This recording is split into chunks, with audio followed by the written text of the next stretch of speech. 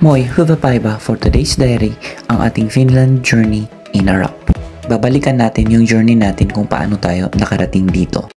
Nag-apply tayo online dito sa Tapmic International Manpower Services sa nurse assistant position na opening para sa Finland. Nag-fill up tayo ng kanilang Google form and sinabit natin yung mga requirements na kailangan nating i-attach. Ang agency na to ay nasa KM4 La Trinidad, Benguet. After natin nag-apply ay hinihintay natin yung kanilang response sa ating application. Luckily, on November 18, 2022 ay na-invite na tayo sa kanilang Zoom meeting orientation. After the orientation ay binigyan tayo ng Kulmahoydan Starter Kit. Inaral natin ang Unit 1 to 8 and after that ay nagpa-confirm na tayo for an online interview. Sumunod na nga dyan ay nag-attend na tayo ng ating first interview na sobra tayong kabado pero buti na lang napasa natin. After tayong makapasa ay na-invite din tayo sa isang Zoom meeting kasama ang ating guardian or parents.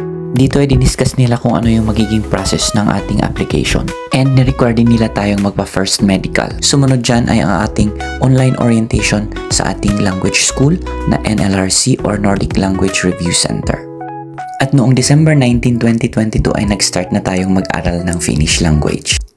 Ang ating language training ay purely online and self-learning. At ang unang book na in-study natin ay ang Kulmahoydan. Meron tayong daily task kung ano ang need nating aralin for the day. Meron din tayong weekly task sa Moodle na kailangan nating isubmit on a deadline. Meron tayong weekly assessment quizzes. So kailangan talagang masipag kang mag-aral. Nagtatrabaho tayo sa araw and then pag dumadating tayo from work ay nagbabasa tayo.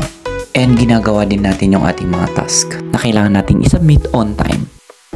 Meron tayong 30-minute session sa ating Finnish language teachers kung saan ina-assess nila yung mga naaral natin. Dito kami laging kinakabahan. After ng unang libro, sumunod ang Kulmahoydan 1 and Kulmahoydan 2. Nagpasubmit din sila sa atin ng introduction letter in Finnish. On the 5th month ay nagkaroon kami ng contract signing and that was on May 16, 2023. On the 6th month, after Unit 21 sa Kulmahoydan ay nag-exam kami for A2.1. Salamat sa Diyos and nakapasa tayo on first take.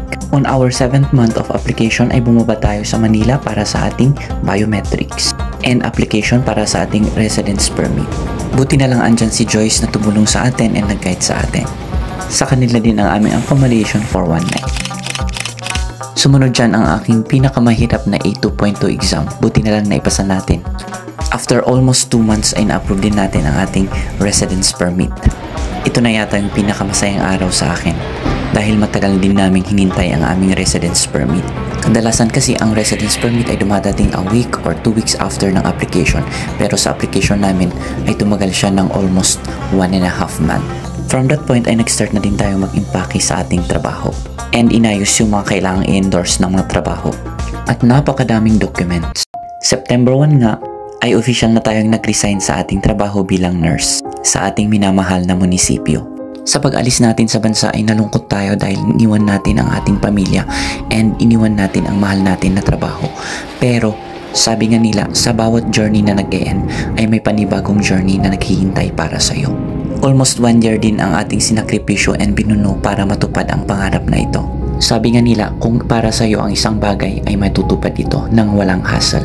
And sa aking application, wala akong naramdaman na hassle dahil lahat ay naging smooth. And yun ang malaking pinagpapasalamat ko sa Diyos. Just pray, darating ka din dito.